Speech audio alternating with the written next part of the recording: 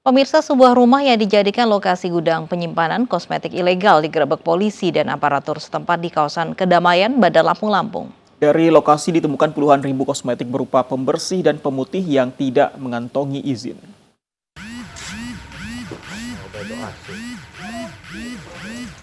Rumah kontrakan yang terletak di Kelurahan Kedamaian Indah, Bandar Lampung digerebek polisi dan aparatur kecamatan setempat. Dari dalam lokasi rumah ini ditemukan puluhan ribu produk kosmetik ilegal berupa pembersih dan pemutih wajah.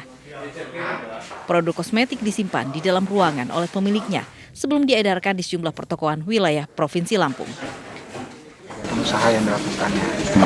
Ternyata ada indikasi untuk pelanggaran usaha. Kita koordinasi dengan Polsek, kemudian ditindaklanjuti oleh Polresta.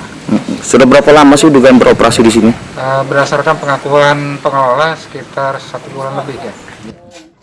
Belasan ribu botol pembersih dan pemutih wajah sudah beredar di sejumlah pertokoan di wilayah Provinsi Lampung dengan harga jual bervariasi 100 hingga 300 ribu rupiah. Indonesia yang kemudian dikemas kembali dan dalam kemasan itu secara kasat mata tidak memiliki izin seperti itu. Polisi menyebut terdapat indikasi zat berbahaya di dalam kandungan produk kosmetik karena tidak tercantum label keabsahan dari BP POM dan surat izin dari Dinkes Provinsi Lampung. Sementara itu, polisi juga mengamankan pemilik gudang bernama Rubianto guna dilakukan penyidikan lebih lanjut. Dari Bandar Lampung, Ruslan As, iNews melaporkan. Hari ini merupakan hari terakhir uji lintasan jalur sepeda road bike. Namun pesepeda biasa atau non-road bike protes saat dihentikan di jalur layang non-tol Kampung Melayu Tanah Abang.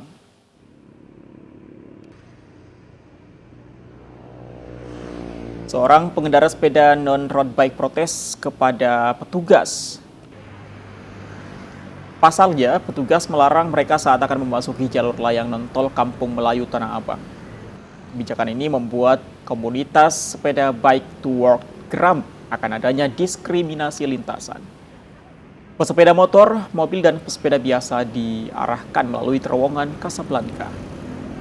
JLNT Kampung Melayu Tanah Abang rencananya akan menjadi lintasan road bike setiap Sabtu dan Minggu dari pukul 5 hingga pukul 8 pagi.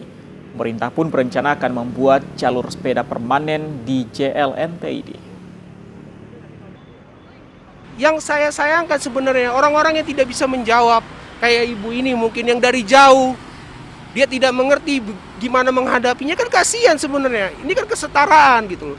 Jalan ini setara, nggak ada lah diskriminasi. Jangan ada diskriminasi lah. Kalau mau ya diperjelas. Bikin keputusan gubernur ya bikin aja. Ya, nanti kan tinggal diuji kan di Mahkamah Agung kan. Lah ini diskresi. Tidak jelas kan, semua serba lisan. Ditanya aturan nggak ada. Ya kan, semua serba lisan dari atas sampai bawah beda. Dari atas ngomong apa, wakil gubernur udah ngomong kan, semua boleh masuk. Tapi sampai bawah tidak ada kan.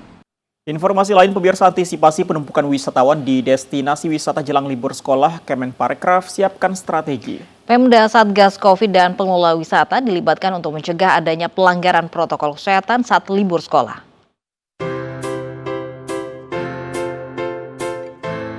Kemenparekraf memperkirakan akan ada pergerakan masyarakat ke sejumlah destinasi wisata di akhir Juni 2021 saat memasuki musim libur kenaikan kelas sekolah.